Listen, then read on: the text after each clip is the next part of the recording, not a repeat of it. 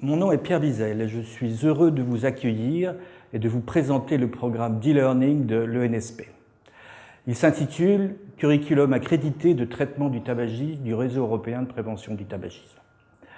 Ce programme de formation en ligne permet aux professionnels de la santé de toute l'Europe de recevoir une formation à la cessation du tabac actualisée et basée sur les preuves les plus récentes.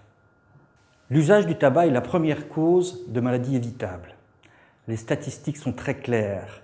Chaque année, plus de 650 000 Européens meurent de maladies liées au tabagisme. Pour notre pays, chaque année, plus de 12,5% des décès, tout compris, sont dus à des maladies liées à l'usage du tabac. Même si nous n'avons pas pu observer une diminution des taux d'utilisation du tabac, encore près de 26% des Européens, en moyenne, en consomment à ce jour. En Wallonie, 21,6% des hommes et 16,4% des femmes fument quotidiennement. 26% des adultes, en moyenne, se déclarent fumeurs. L'utilisation du tabac reste donc une des plus dangereuses menaces à la santé publique dans notre pays et demande une attention de la part de tous, médecins, décideurs et parlementaires. Rien n'est plus important pour nos patients de les aider à arrêter de fumer. Malheureusement, l'usage du tabac est perçu à tort comme une habitude, un choix de mode de vie ou une décision personnelle. La plupart des fumeurs sont en fait incapables d'arrêter de fumer par eux-mêmes. Pourquoi? La réponse est simple, ils subissent une dépendance. Il y a en réalité peu de substances aussi ou plus addictives que la nicotine. Les cigarettes ont de plus été soigneusement fabriquées et transformées pour optimiser leur potentiel addictif.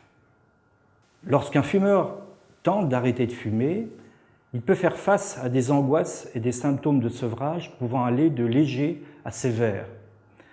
Ces symptômes, présentés dans cette liste ci-devant, peuvent décourager de nombreux patients.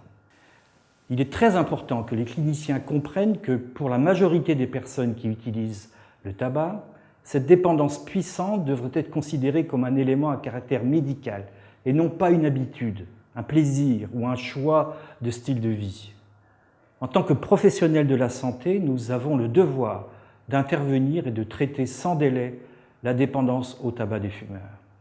La plupart des cliniciens se sentent moins à l'aise pour traiter la dépendance au tabac que pour d'autres facteurs de risque de maladies chroniques. Il est donc très important que les cliniciens utilisent les mêmes compétences cliniques pour traiter par exemple des facteurs de risque de maladies chroniques tels que le diabète, l'hypertension, la gestion du cholestérol, que pour traiter le tabagisme des patients. Cela inclut le dépistage, mais aussi l'évaluation et le développement approprié de plans et traitements pour l'arrêt tabagique. Les cliniciens ont de fait un rôle très important à jouer pour aider les patients à arrêter de fumer.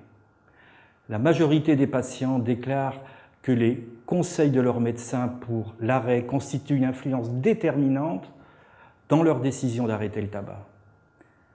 Les patients doivent aussi comprendre que rester dans un processus d'arrêt du tabac comporte un risque de rechute chronique et les cliniciens devraient être préparés à ce que la plupart des fumeurs aient besoin d'aide lors de tentatives d'arrêt infructueuses avant que l'une ne soit définitive. La bonne nouvelle est que le domaine de la lutte contre le tabagisme a considérablement progressé ces dernières années et qu'il existe des thérapies fondées sur les preuves qui augmentent considérablement les chances d'arrêter de fumer.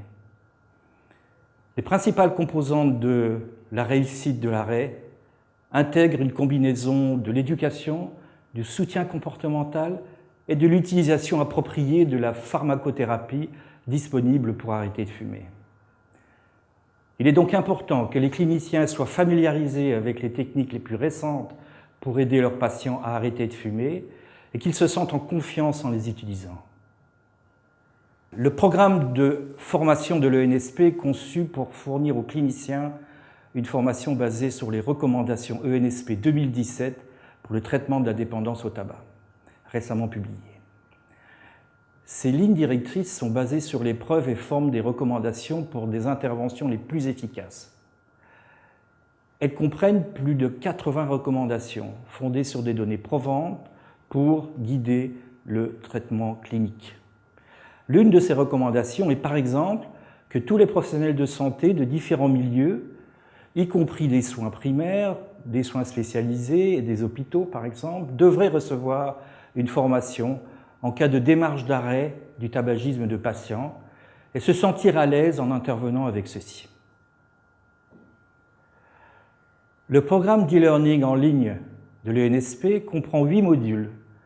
Chaque module fournit un résumé concis d'épreuves et de conseils pratiques pour intégrer dans vos interventions cliniques les recommandations. Le programme a été développé par les experts de terrain. En plus du contenu didactique, vous pourrez visualiser les études de cas en vidéo et télécharger des outils pour vous aider à intervenir auprès de vos patients. À la fin de chaque module, vous devrez compléter une série de questions pour évaluer vos connaissances. Le programme de formation a été accrédité par le Conseil européen d'accréditation pour l'éducation médicale continue. Vous recevrez un certificat dans le cadre du programme, reconnaissant vos crédits d'éducation médicale continue pour chaque module que vous avez complété. Depuis la page principale du programme de formation ENSP, vous pourrez également télécharger des outils et d'autres ressources. Ces outils comprennent un formulaire de consultation pour guider l'évaluation, la consultation initiale et les visites de suivi avec les patients.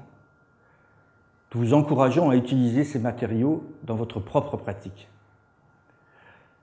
Je suis très heureux d'avoir pu vous présenter le programme de formation de l'ENSP. J'espère que vous y trouverez des bénéfices et que vous pourrez, en téléchargeant les outils, utiliser les connaissances et les compétences offertes pour aider vos patients à arrêter.